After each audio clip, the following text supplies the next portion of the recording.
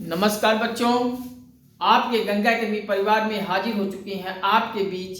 आज हम प्राचीन इतिहास में हम सिंधु घाटी सभ्यता के स्थल को पढ़ रहे थे। तो सिंधु घाटी सभ्यता के स्थलों में हम आज का टॉपिक लोथल को लेकर आए हैं कि लोथल में क्या क्या महत्वपूर्ण पॉइंट हैं, कौन कौन से परीक्षाओं में पॉइंट सवाल परीक्षा में आ जाते हैं। हम उन पॉइंट को लेकर आए हैं जो आपकी परीक्षा में फंसाएंगे। तो आप सभी इस वीडियो को 1 to A to Z पूरा देखिए और पूरा देख के आप बिल्कुल समझते हुए हर पॉइंट को रट लीजिए। आज हम लोथल को भी आप सभी को रटा लेंगे और कोई भी परीक्षा में सवाल आता है तो आप सभी का गलत नहीं होगा। बस आप सब विश्वास बनाइए और इस गंगा अकेडमी परिवार पर प्यार और सपोर्ट अपना बना दीजिए। ये आप सभी से हाथ जोड़ के गुजारिश करता हूँ, आप सभी से अपील करता हूँ, आप सभी का तहे दिल से कोट कोट प्रणाम करता हूँ। ये गंगा अकेडमी चैनल एक परिवार, एक मंच, एक प्लेटफॉर्म आपका है। आपका रहना यहाँ अच्छा है। आप आइए, चैनल में आपका स्वागत है, परिवार में आपका स्वागत है। चैनल पर आके सब्सक्राइब कर लीजिए अगर नए हैं तो, और हाँ, सब्सक्राइब करते ही बगल में घंटी भी आल पे प्रेस कर लीजिएगा, जिससे हर वीडियो का पब्लिश होते ही आपके मोबाइल में सबसे पहले पहुंचे और कोई टॉपिक, कोई वीडियो आपसे छूटने ना पाए। हर वीडियोस को आप सब देखिए, दो चार बार लगातार देखिए और सारे पॉइंट को लिख डालिए। कहीं आपको सब पूरी कंपटीशन जगत से कहीं कोई आपको क्वेरी आती है तो आप सभी हमें कमेंट करके बताइए। हम आपके हर क्वेरीज का समाधान करने के लिए पूर्ण समर्पित हूँ। आप सभी का जो क्वेरी होगा हम वीडियोस के माध्यम से आपका हर क्वेरीज को दूर करेंगे। तो आप सभी आज ही चैनल को सब्सक्राइब करके बगल में घंटी आल पे प्रेस कर लीजिए और लाइक शेयर कमेंट्स के माध्यम से हमारा आत्मविश्वास हौसला बढ़ाते जाइए, हमें प्यार और सपोर्ट देते जाइए। चैनल को इतना शेयर कर दीजिए कि संपूर्ण भारत के हर घर, हर परिवार, हर सदस्य तक पहुंच जाए। ये आप सभी का कर्तव्य है। इसे व्हाट्सएप, फेसबुक, इंस्टाग्राम, ट्विटर इत्यादि हर सोशल साइट पे जहां भी आप हैं वहां अधिक से अधिक ग्रुपों में इसे फैला दीजिए और आप सब जुड़कर प्यार और सपोर्ट देते जाइए। इस चैनल के माध्यम से आपके कंपटीशन क्षेत्र से सभी कोर्स पूरा कंप्लीट कराएंगे। संपूर्ण भारत का हर एक क्षेत्र की पूरी कंपटीशन क्षेत्र का पूरा पाठ्यक्रम हम आप सभी को निःशुल्क देंगे, साथ में PDF भी देंगे। आप सभी का प्यार और सपोर्ट मिलता रहा तो हम और अच्छे से अच्छे एडुकेटर को भी यहाँ आमंत्रित करेंगे और आप सभी को पूरा निःशुल्क पाठ्यक्रम के साथ पूरा PDF उपलब्ध करवाने का प्रयास हम करेंगे। बस आप सभी हमारे साथ जुड़ जाइए, हम आपके साथ जुड़ चुके हैं। तो चलिए ज़्यादा समय नहीं इन्वेस्ट करते हैं, सीधे आज के टॉपिक में आते हैं। सिंधु घाटी सभ्यता के प्रमुख स्थल। मैंने सिंधु घाटी सभ्यता के प्रमुख स्थल को हमने पिछले सेशन से पढ़ रहा था। वहाँ हमने कुछ सिंधु घाटी सभ्यता के कुछ साइटों पर, कुछ स्थल पर डिस्कस किया था। आज का जो साइट है सिंधु घाटी सभ्यता का, आज का जो सिंधु घाटी सभ्यता का स्थल है लोथल। तो हेडिंग डाल लीजिए लोथल, और लोथल से आपके परीक्षा में कौन कौन से सवाल पूछे जाते हैं उन्हीं सारे सवाल पर आज हम डिस्कस करेंगे। आप सब हर पॉइंट को लिखते जाइए और वीडियोस को 2-4 बार लगातार देखकर अच्छी से अच्छी तैयारी को बेहतर कर लीजिए। हम आपकी सब प्रतियोगी परीक्षाओं की तैयारी को लेकर संपूर्ण कोर्स, संपूर्ण विषय हम यहाँ बेहतर से बेहतर करवाने के वचनबद्ध हैं। आप जुड़ जाइए। तो चलिए हेडिंग डालिए लोथल। मेरे प्यारे बच्चों, लोथल सिंधु घाटी सभ्यता का एक साइट है, एक स्थल है जो सिंधु घाटी सभ्यता का ये बंदरगाह स्थल है। सिंधु घाटी सभ्यता का बंदरगाह स्थल है, यानी सिंधु घाटी सभ्यता का ये बंदरगाह वाला स्थल है। यहां से गोदीवाड़ा भी मिला है। यहां से गोदीवाड़ा भी मिला है। यहाँ जो घर के दरवाजे थे वो सड़कों की ओर खुलते थे। लोथल एकमात्र ऐसा सिंधु घाटी सभ्यता का साइट था, स्थल था, जो घरों के दरवाजे यहाँ सड़क की ओर खुलते थे। घर के जो दरवाजे थे वो लोथल में सड़कों की ओर खुलते थे। यहाँ फारस की मोहर मिली है। यहाँ किसकी मोहर मिली है? तो फारस की मोहर मिली है, जो विदेशी व्यापार का एक फारस संकेत है। तो ये सारे पॉइंट आप लिख लीजिए। सिंधु घाटी सभ्यता का एक बंदरगाह स्थल है, लिख लीजिए पॉइंट में। यहां सिंधु घाटी सभ्यता का, यहां सिंधु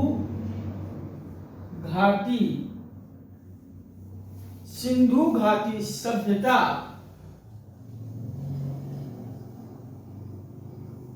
का बंदरगाह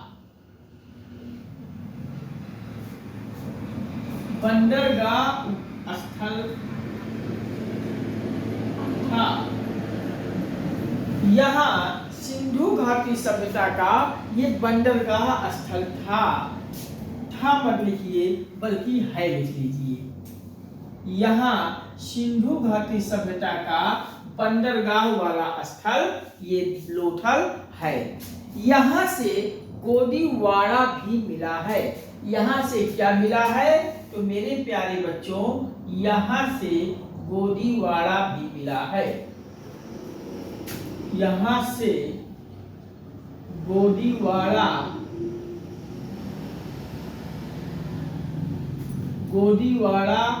मिला है। यहाँ से गोदीवाड़ा मिला है। यहाँ जो लोथल के एकमात्र सिंधु घाटी सभ्यता का स्थल है, जहाँ घरों के दरवाजे सड़कों की ओर खुलते थे। तो आपकी परीक्षा में पूछा जाए, निम्नलिखित में से सिंधु घाटी सभ्यता का वह कौन सा स्थल है जहाँ घरों के दरवाजे सड़कों की ओर खुलते थे? तो आपका जवाब होना चाहिए लोथल। तो लोथल में घरों के दरवाजे सड़क की ओर खुलते थे। तो लिख लीजिए, यहाँ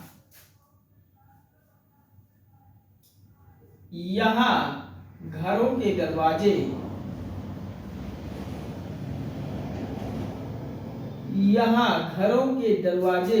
सड़क की ओर खुलते थे। सड़क की ओर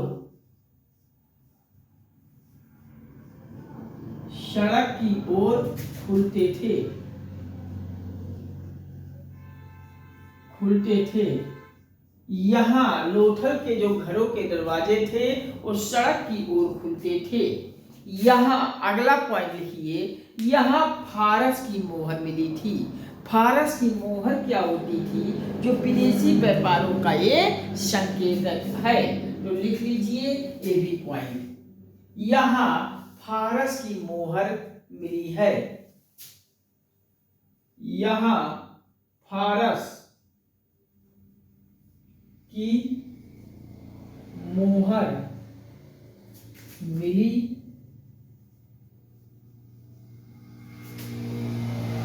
है, जहां विदेशी व्यापार का संकेत मिलता है। जहां विदेशी व्यापार का संकेत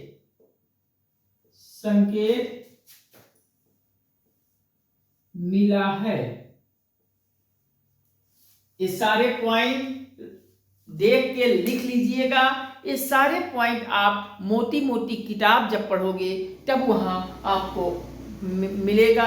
यहाँ आपको मोटी मोटी किताब पढ़ने की ज़रूरत नहीं है, बस यही फैक्ट आप रट लीजिए, पॉइंट को रट लीजिए, आपके परीक्षाओं का काम हो जाएगा।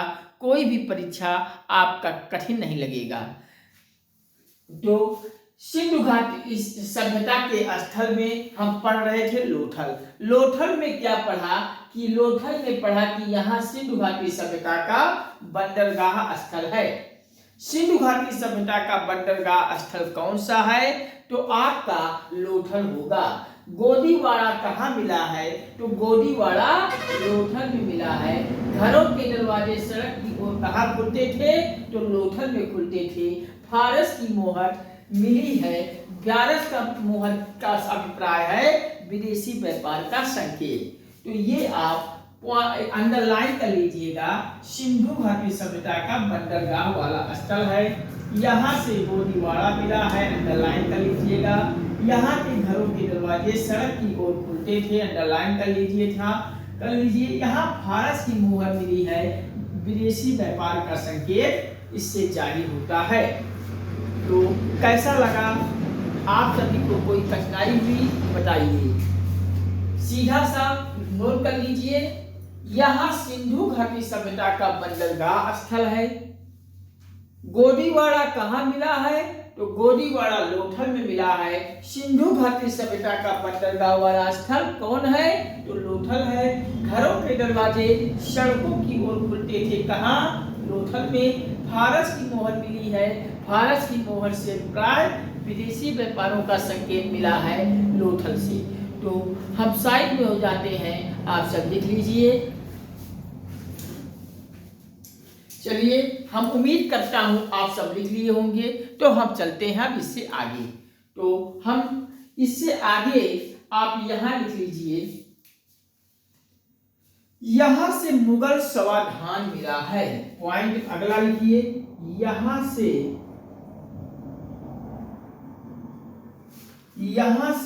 मुगल समाधान मिला है। युगल, यहां से युगल समाधान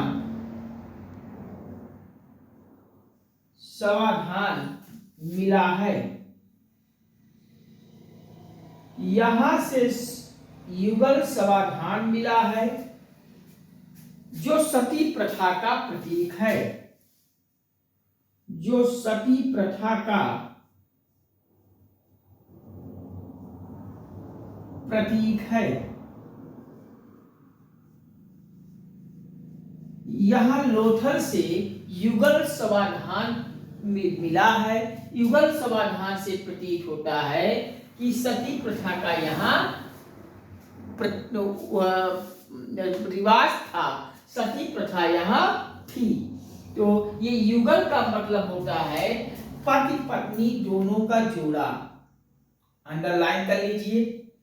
पति पत्नी दोनों के युगल के रूप में यहाँ दोनों का समाधान मिला है। यानी पति की मृत्यु के बाद पति के साथ जीवित पत्नी को भी साथ में दफना दिया जाता था। तो यही यहाँ युगल समाधान मिला है, जो सती प्रथा का प्रतीक है। जब हम मध्यकालीन भारत पढ़ेंगे, मध्यकालीन इतिहास पढ़ेंगे, तो वहाँ हम जब सती प्रथा आपको पढ़ाएंगे तो सती प्रथा का तात्पर्य होता है कि सती प्रथा में जैसे पति कहीं युद्ध करने गया है और युद्ध में उसकी मृत्यु हो जाती है, उसकी डेड बॉडी हो जाती है, तो उसके पति के मृत्यु डेड बॉडी के साथ जीवित जो उसकी पत्नी होती थी उसको भी उसके साथ दफनाया जाता था।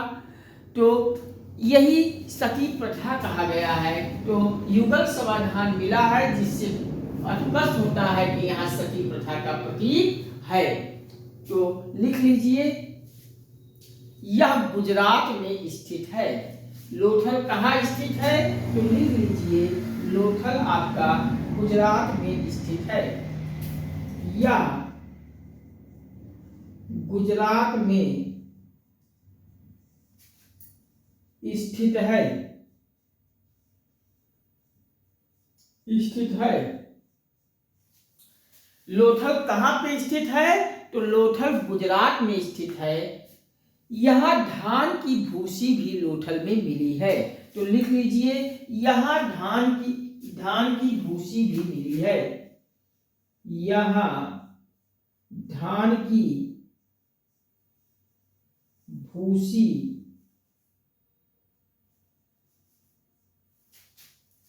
मिली है।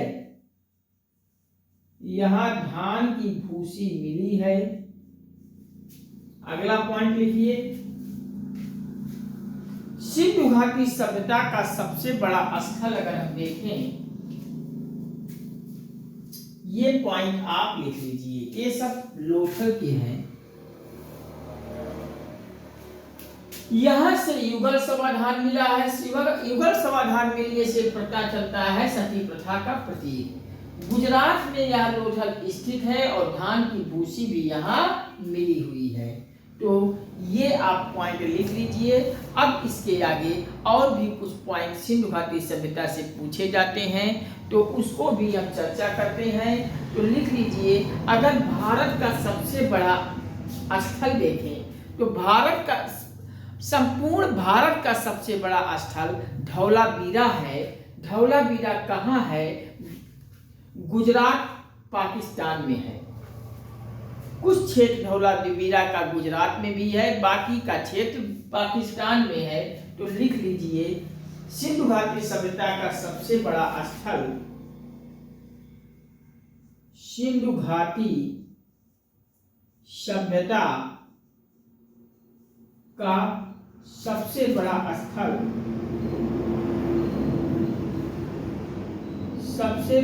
स्थल, सिंधु घाटी सभ्यता का सबसे बड़ा स्थल कौन सा है? तो धौलावीरा है। सिंधु घाटी सभ्यता का सबसे बड़ा स्थल धौलावीरा है। धौलावीरा कहाँ है? तो लिख लीजिए ब्रैकेट में गुजरात और डैश लगा के पाकिस्तान भी लिख लीजिएगा, क्योंकि गुजरात और पाकिस्तान दोनों के क्षेत्र में धौलावीरा आता है। भारत का सबसे बड़ा स्थल आपसे परीक्षा में पूछे सिंधु घाटी सभ्यता का सबसे बड़ा स्थल कौन है? तो धौलावीरा होगा। आपकी परीक्षा में सिंधु घाटी सभ्यता का याद रखिएगा, अंतर क्या है? सिंधु घाटी सभ्यता का सबसे बड़ा स्थल, तब आपको उत्तर देना है धौलावीरा। लेकिन भारत का सबसे बड़ा स्थल अगर पूछ लिया जाए तो वहां धौलावीरा मत लगाइएगा बच्चों, गलत हो जाएगा। अगर सब परीक्षा में सिंधु घाटी सभ्यता का सबसे बड़ा स्थल पूछा जा रहा है तो वहां आपको धौलावीरा लगाना होगा। लेकिन भारत का सबसे बड़ा स्थल पूछ लिया जाए तब वहां आपको सावधान हो जाना है, क्योंकि आप जब धौलावीरा लगा देंगे तो आपका क्वेश्चन गलत हो जाएगा और कहीं माइनस मार्किंग होगी तो सही वाला में से भी आपका ये नंबर कट जाएगा। तो आपका भारत याद रखिएगा, भारत का सबसे बड़ा स्थल पूछे राखी गढ़ी होगा और सिंधु घाटी सभ्यता का सबसे बड़ा स्थल पूछा जाता है तो धौलावीरा होगा। तो सिंधु घाटी सभ्यता का सबसे बड़ा स्थल ये धौलावीरा याद रखिएगा मेरे प्यारे बच्चों। धौलावीरा गुजरात और पाकिस्तान के क्षेत्र में आता है, जबकि भारत का सबसे बड़ा स्थल पूछा रहा है तो राखी गढ़ी। तो लिख लीजिए भी, नहीं आप कंफ्यूज होके गलत कर दोगे। मुझे पता है कि अगर आपको मैं रटवाऊंगा नहीं तो आप सब ये ऐसे आसान क्वेश्चन आपका गलत हो जाएगा और आपका क्वेश्चन गलत होगा तो आपसे ज़्यादा मुझे भी दुख होना पड़ेगा। इस नाते मैं आपको घोर के पिलाने का प्रयास करूंगा।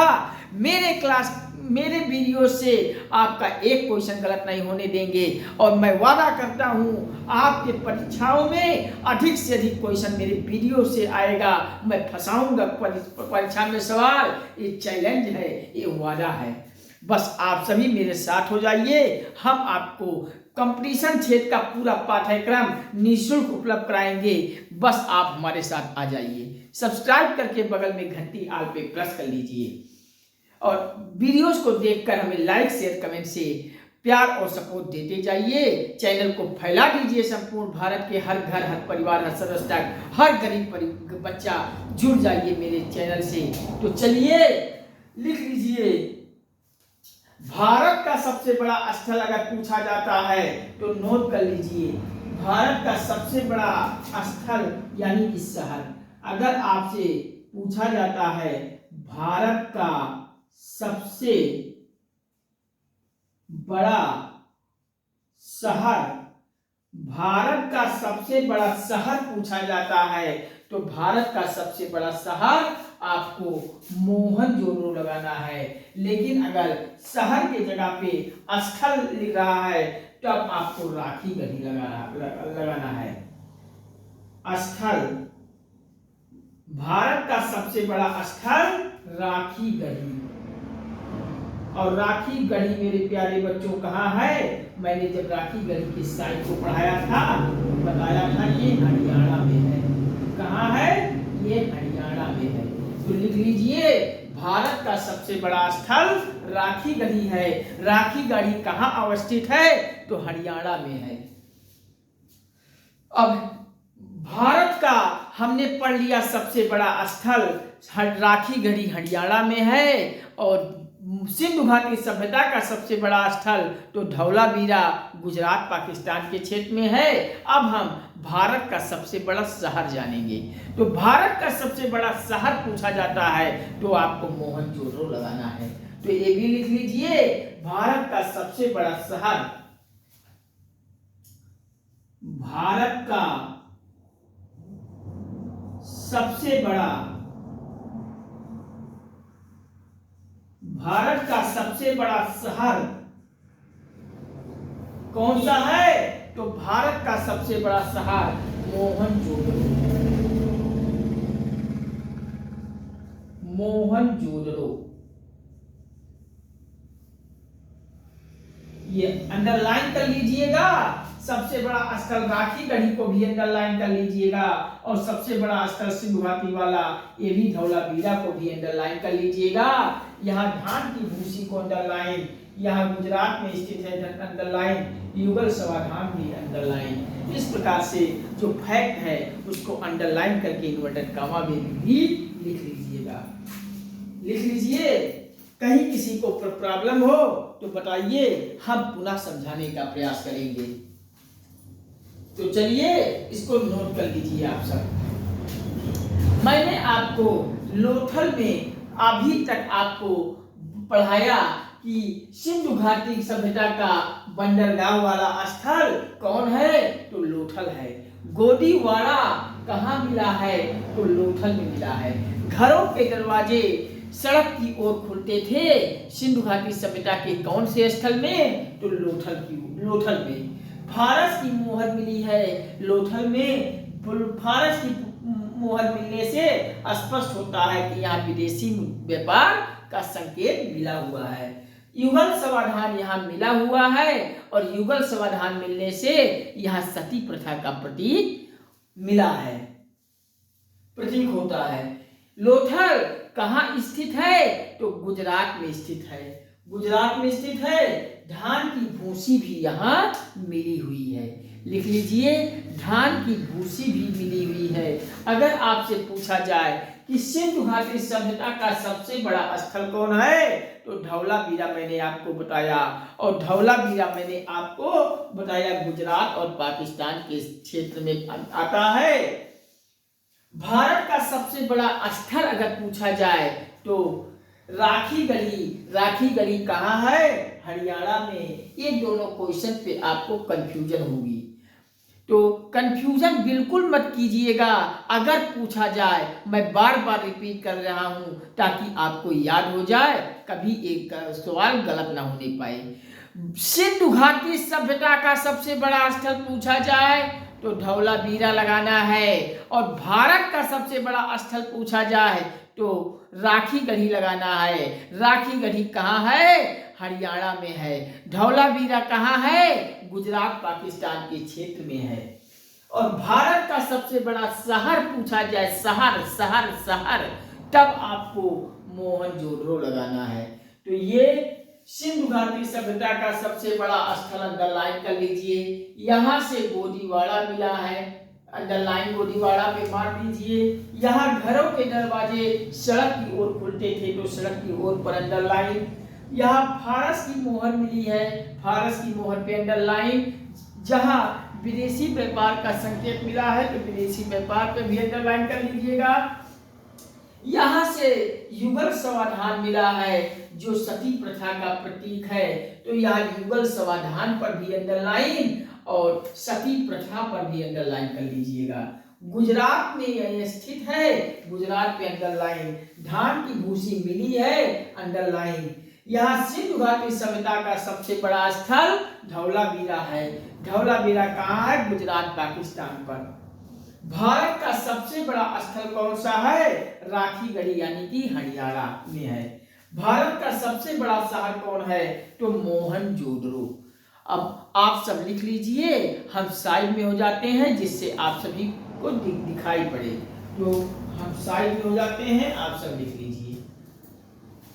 उम्मीद करता हूं आप सब लिख लिए होंगे। अब हम चलते हैं सिंधु घाटी सभ्यता की विशेषताओं पर। तो हम इतना इरेज कर रहे हैं, आप सब लिख लिए होंगे। अब हेडिंग डालिए, सिंधु घाटी की विशेषताएं।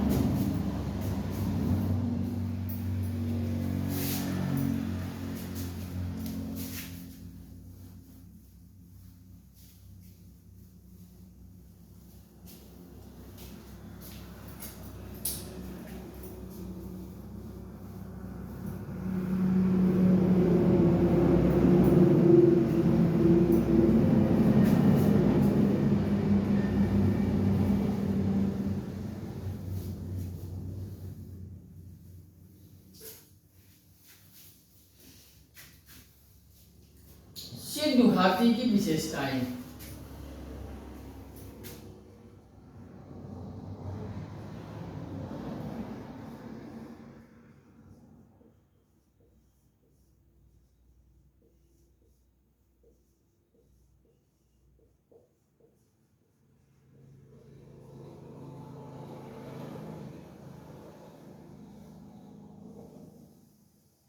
सिंधु घाटी सभ्यता की विशेषताएं। कहीं आपको कोई कंफ्यूजन हो तो बताइए, हम पुनः समझाने का प्रयास करते हैं। तो सिंधु घाटी सभ्यता की विशेषताओं पर अब हम चलते हैं और यहाँ से आपके प्रतियोगी परीक्षाओं के इसमें महत्वपूर्ण पॉइंट कौन कौन से हैं, तो आइए जानते हैं। तो सिंधु घाटी सभ्यता का कैसा सभ्यता था, तो आपको पता होना चाहिए। मैंने बताया भी हूँ कि सिंधु घाटी सभ्यता एक नगरीय सभ्यता थी, यानी कि शहरी सभ्यता थी। आप सब जब क्रम से सारे वीडियोस को देखोगे तो मैंने पीछे भी इसका जिक्र कर चुका हूँ कि सिंधु घाटी सभ्यता एक शहरी सभ्यता थी, यानी कि नगरीय सभ्यता थी। जब हम वैदिक काल पढ़ेंगे तो वहाँ शहरी नहीं होगी, बल्कि अब वहाँ ग्रामीण सभ्यता पढ़ेंगे। तो चलिए, हम सिंधु घाटी सभ्यता एक नगरीय सभ्यता थी, यानी कि शहरी सभ्यता थी। सिंधु घाटी सभ्यता की जो सड़कें थे, सिंधु घाटी सभ्यता की जो सड़क थी वो एक दूसरे के समकोण काटती थी। तो कैसे काटती थी? लंब पर, समकोण पर। सिंधु घाटी सभ्यता की जो सड़क थी वो एक दूसरे को समकोण पर काटती थी, यानी कि 90 डिग्री पर काटती थी, लंब बनाती थी। इस सारे पॉइंट को रट लेना है। तथा ये पूरब पश्चिम दिशा में थी। जो सड़क थी वो पूरब और पश्चिम दिशा में थी। पूरब पश्चिम दिशा को समकोण पर काटती थी, पूरब पश्चिम दिशा में थी, जिसके द्वारा जिससे हवा द्वारा सड़क का रास्ता, जिससे हवा द्वारा सड़क स्वतः साफ हुआ करती थी। पूरब पश्चिम में सड़कें थी जिससे हवा द्वारा स्वतः ये साफ हो जाती थी, जो गंदगी थी। नालियां यहाँ सिंधु घाटी सभ्यता में ढकी हुई थी। जब आप सिंधु घाटी सभ्यता पढ़ोगे, पूरा शहर का वहाँ सब कुछ देखोगे, रहन सहन। लेकिन ये दुर्भाग्य है कि इतिहास में हम शुरुआत तो शहर से किए हैं। सिंधु घाटी सभ्यता में शहरीकरण से हुआ है, लेकिन बाद में ग्रामीण हो जा रहा है। हम गांव से शहर की तरफ भटते हैं, लेकिन इतिहास में जब सिंधु घाटी सभ्यता की शुरुआत करते हैं तो शहर व्यवस्था पढ़ेंगे, और जब आगे वैदिक काल पढ़ेंगे तो वहाँ ग्रामीण हो जाएगी, यानी शहर से गांव की ओर हो जाएगा। नालियां भी यहाँ की ढकी हुई थी। अर्थव्यवस्था का जो आधार था सिंधु घाटी सभ्यता में, वो कृषि था। सिंधु घाटी सभ्यता का जो अर्थव्यवस्था का आधार था वो कृषि था। इनका व्यापार विदेशों तक भी होता था। सिंधु घाटी सभ्यता का जो व्यापार था वो विदेशों तक फैला था, विदेशों में भी फैला होता था। सिंधु घाटी सभ्यता का समाज कैसा था? मात्र सत्तात्मक। सिंधु घाटी सभ्यता का समाज कैसा था? तो याद कर लीजिएगा, सिंधु घाटी सभ्यता का समाज मात्र सत्तात्मक था। जब वैदिक पढ़ेंगे तो वहां पितृ सत्तात्मक हो जाएगा। यहाँ सिंधु घाटी सभ्यता की जो लिपि थी वो भाव चित्रात्मक थी। सिंधु घाटी सभ्यता की लिपि भाव चित्रात्मक थी, जिसे पढ़ा नहीं जा सका है। भाव चित्रात्मक वाली लिपि को अभी तक पढ़ा नहीं जा सका है। इसके मोहरों पर सर्वाधिक एक सींग वाले जानवर का चित्र था। सिंधु घाटी सभ्यता में मोहरों पर गाय का चित्र नहीं मिला है। सिंधु घाटी सभ्यता में गाय का चित्र नहीं मिला है, बल्कि कुंबड़ वाला साढ़ का चित्र मिला हुआ है। माप तौल के लिए न्यूनतम बात 16 किलोग्राम का था। सिंधु घाटी सभ्यता के लोग युद्ध हुआ तलवार से परिचित नहीं हुआ करते थे। सिंधु घाटी सभ्यता के विनाश का सबसे बड़ा प्रमाण बाढ़ था। बाढ़ माना गया है, लेकिन बहुत से इतिहासकार, कुछ ने बाढ़ माना है तो कुछ ने कुछ और माना है। तो लेकिन सबसे ज़्यादा इतिहासकारों में मत मिला है बाढ़ को। इस नाते हम भी बाढ़ को ही मानते हैं, क्योंकि इसके किनारे नदियों के किनारे सिंधु घाटी सभ्यता का विकास हुआ था। इससे साफ जाहिर होता है कि जो पतन हुआ था बाढ़ ही रहा होगा। तो हम भी जब अधिक से इतिहासकार इसे बाढ़ मानते हैं तो हम कौन है ना मानने वाले, हम भी इसे बाढ़ मान ही लेते हैं। तो सिंधु घाटी सभ्यता का जो पतन था वो बाढ़ था। तो आइए एक एक पॉइंट को अब लिख लेते हैं।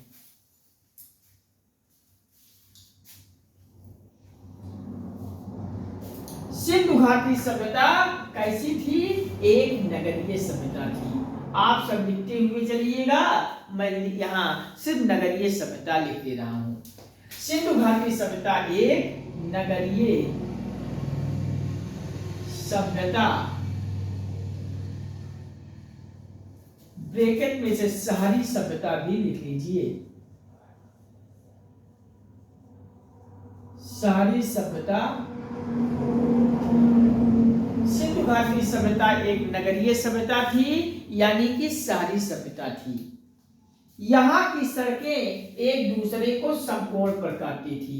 जो यहाँ की सड़क थी वो एक दूसरे को समकोण पर काटती थी। समकोण पर काटती थी, यानी कि 90 डिग्री पर काटती थी, लंब बनाती थी। यहाँ की सड़कें एक दूसरे को समकोण पर काटती थी तथा एक पूरब पश्चिम दिशा में थी। लिख लीजिए इसी में, तथा एक पूरब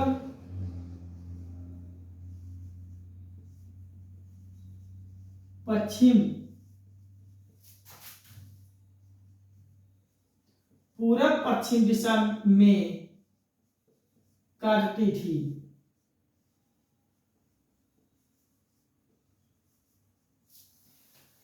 यहाँ की जो सड़क थी एक दूसरे को समकोण पर काटती थी तथा पूरब पश्चिम में काटती थी। पूरब पश्चिम में थी, पूरब पश्चिम में थी लिख लीजिए, दिशा काट दीजिए। पूरब पश्चिम में थी, जो पूरब पश्चिम में थी, जो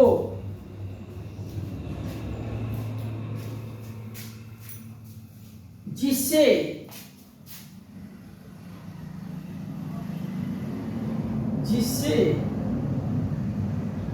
हवा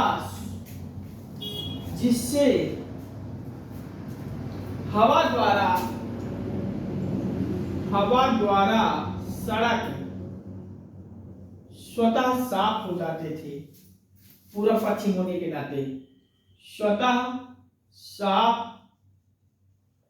हो जाते थे। अगला पॉइंट लिखिए,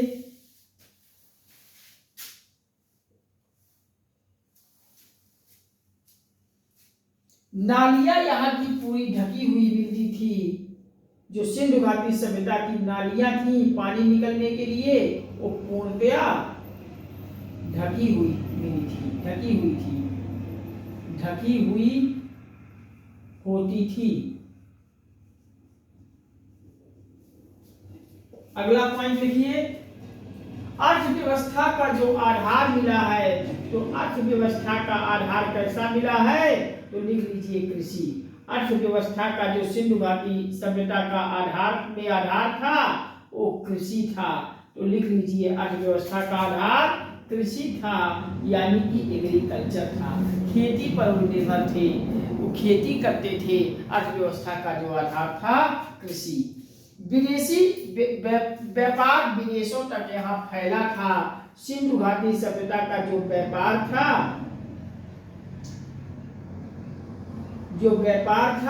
वो विदेशों तक फैला था, तो लिख लीजिए विदेशों तक सिंधु घाटी सभ्यता का व्यापार होता था।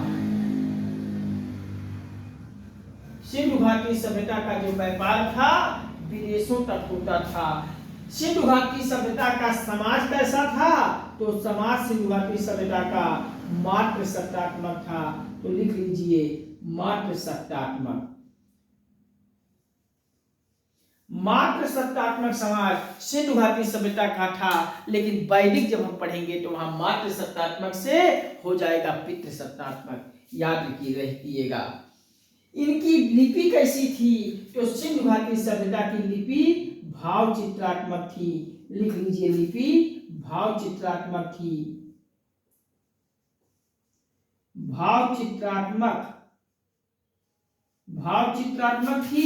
जिसे अभी तक पढ़ी नहीं जा सकी है, जिसे अभी तक पढ़ा नहीं जा सका है।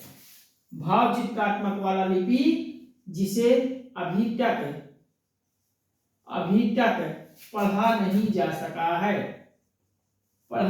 जा सका है। भाव चित्रात्मक लिपि सिंधु घाटी सभ्यता में थी, जिसे अभी तक पढ़ा नहीं जा सका है।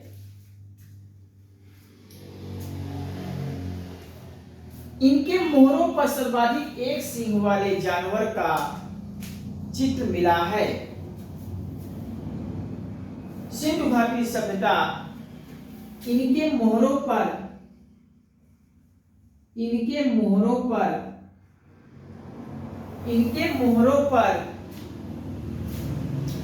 सर्वाधिक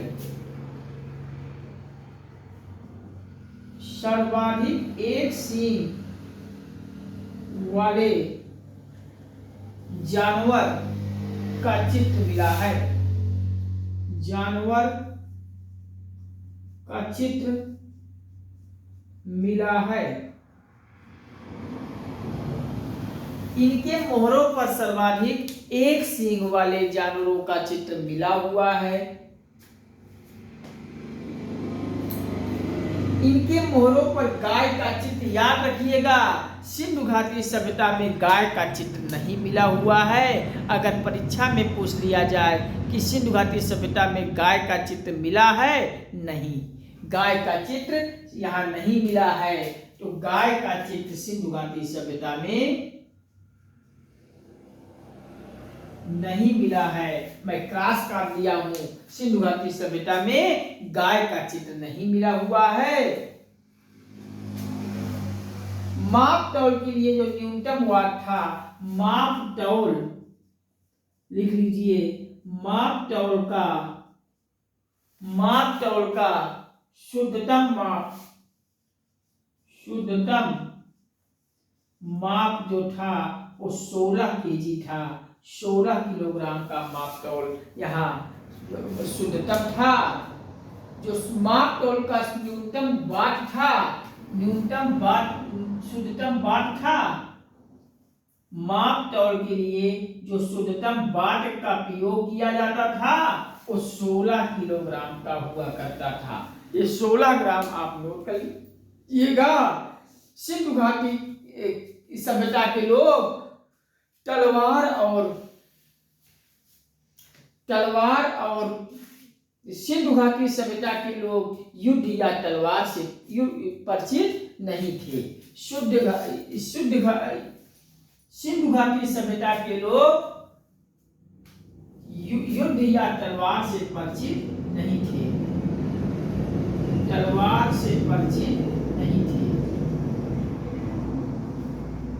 सिंधु घाटी सभ्यता के लोग तलवार से परिचित नहीं हुआ करते थे। सिंधु घाटी सभ्यता का जो विनाश था, वो सिंधु घाटी सभ्यता का जो विनाश था, तो विनाश का कारण था, देख लीजिए, सिंधु घाटी सभ्यता का जो विनाश का कारण था, अधिकतर इतिहासकारों ने बाढ़ माना है। तो बाढ़, सिंधु घाटी सभ्यता का बाढ़ का साक्ष्य हम भी लेते हैं, क्योंकि अधिकतम इतिहासकारों ने जो सिंधु घाटी सभ्यता का पतन का कारण माना है वो बाढ़ ही है। तो चूंकि नदियां भी इसके किनारे रही हैं तो बाढ़ भी हो सकता है। इस नाते हम भी मान लेते हैं कि सिंधु घाटी सभ्यता का जो पतन का कारण था वो बाढ़ हुआ करता था। बाढ़ से ही सिंधु घाटी सभ्यता का पतन हुआ था। तो ये सारे पॉइंट आप लिख लीजिए। सिंधु घाटी सभ्यता एक नगरीय सभ्यता थी, यानी शहरी सभ्यता थी। सड़क यहाँ एक दूसरे को समकोण पर काटती थी तथा पूर्व पश्चिम में थी, जिसे हवा द्वारा सड़क स्वतः साफ हो जाते थे। नालियां पूर्णतया ढकी हुई होती थी।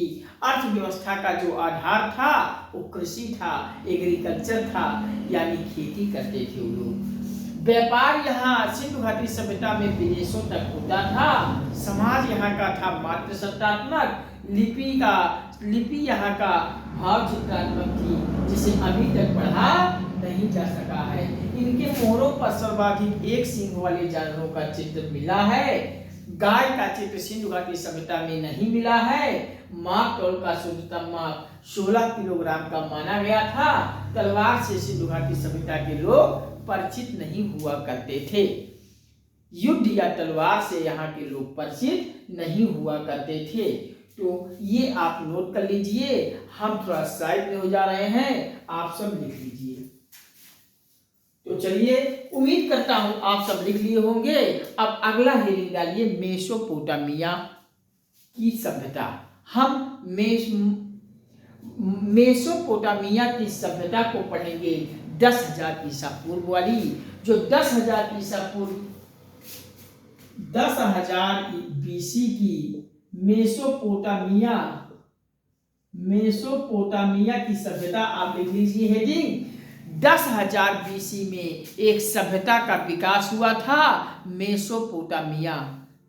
तो मेसोपोटामिया की सभ्यता को हम पढ़ेंगे नेक्स्ट सेशन में, नेक्स्ट एपिसोड में, बहुत जल्द आपके बीच में आएंगे। बस आप सभी से यही गुजारिश करूंगा कि चैनल पर प्यार और सपोर्ट, लाइक शेयर कमेंट देते हुए हमें जरूर दीजिएगा। आपके लाइक शेयर कमेंट से हम प्यार और सपोर्ट का बेफिक्र हमें इंतजार रहता है। मैं बेसब्री से तहे दिल से इंतजार करता हूं। आप सब मुझे मेरा आत्मबल, आत्मविश्वास, हौसला देते जाइएगा लाइक शेयर कमेंट से, और चैनल पर को सब्सक्राइब करके बगल में घंटी जरूर दबा लीजिएगा। व्हाट्सएप, फेसबुक, इंस्टाग्राम, ट्विटर इत्यादि हर सोशल साइट पे आप सब जहाँ भी हैं हर ग्रुपों में इसे शेयर करके संपूर्ण भारत के हर घर, हर परिवार, हर सदस्य तक पहुँचाकर हर गरीब परिवार तक इसे पहुँचा दीजिए, जिससे आप हर गरीब परिवार में एक सरकारी नौकरी हो। यही हमारा उद्देश्य है। इस उद्देश्य को आप सब सार्थक बना दीजिए। तो चलिए हम आज के सेशन में अब विदा लेता हूँ, फिर नेक्स्ट सेशन में आप सभी से मुलाकात होती है मेसोपोटामिया की सभ्यता के साथ। तो नमस्कार, thank you watching for this video. जय हिंद, वंदे मातरम, जय श्री राम, राधे राधे बच्चों, हर हर Mahadev. Good evening, good morning all of you. हम मिलते हैं नेक्स्ट सेशन में। Bye bye.